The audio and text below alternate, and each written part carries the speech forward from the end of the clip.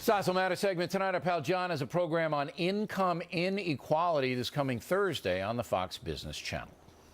While the richest Americans prosper, the other 99% of workers are left to suffer. This is a story of the rich getting richer, while the poor are now poorer. After all, as the movie Wall Street says, it's a zero-sum game. Somebody wins, somebody loses.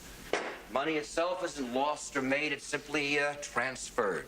And that's a mistake a lot of people make. It's as if they think wealth is like a pie. Oh, do you smell that? Fresh baked pie right from the oven. Do you like a piece? Which of you gets a big piece? In a zero-sum game, the rich take a big piece, so the rest of us have less. But in a free society, it's not a zero-sum game.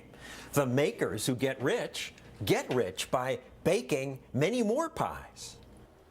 Here now to explain further is Stossel. Well, I agree with you on this issue. This is like the first time, on the factor that I've agreed with Stossel. And I'll tell you why, and I think most people will identify with this. When I was a kid, I made money the way I could. Shoveling snow, cutting lawns, got older painting houses, babysitting, whatever I had to do. I never resented the people who had more than I did, which was almost everybody. I just said, look, I'm going to make as much as I can honestly, and I hope I'll get there someday. And I've always kept that philosophy. I don't believe in this redistribution business. I don't believe in any of that. And you say?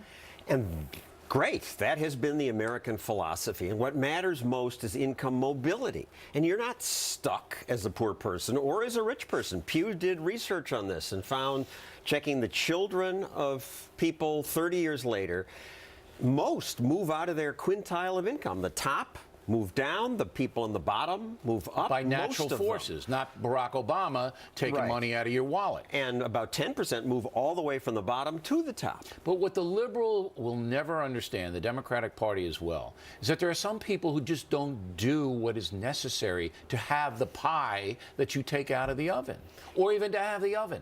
They will not or cannot do it. And these ever-growing programs teach people not to do it, be dependent, and that makes it worse. There's always an excuse, the abuse excuse, the race excuse, whatever it is. As you said, if you're not making a living in Buffalo, get on the Greyhound bus and go to Dallas or go to Miami, where there are jobs and you can make money. I moved 15 times in 20 years of my career.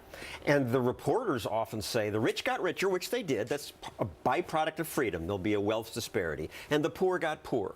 But that's a lie. The poor have not gotten poorer. Middle incomes have stagnated. But that leaves out a lot of the good stuff that poor and middle income people get. Right. Everybody, it lifts all boats. And the reason the rich get richer is primarily because when you have money, you can invest money. And the investment brings you more money. That's capitalism. And there's also an unfair part. They may have rich parents. They tend to marry other rich people. No, but life isn't just fair. Life. That's life. Right. Some people are 6'4" with blue eyes. Thank you very much. And other people look like Stossel, you know. It's not fair that you're so much taller. I agree. And smarter. It's not fair. I mean, is it fair that we're born in America and we have many more opportunities? I tell my kids all the time, you could be in Zaire. They don't even have Zaire anymore. The Congo, and getting pounded. So you got to go with what you're given, and you got to work hard. That's the solution. We got to stop this stuff, right? Right. We agree. Finally. Stossel and I agree. All right, we'll watch on Thursday night. When we come right back, is it legal on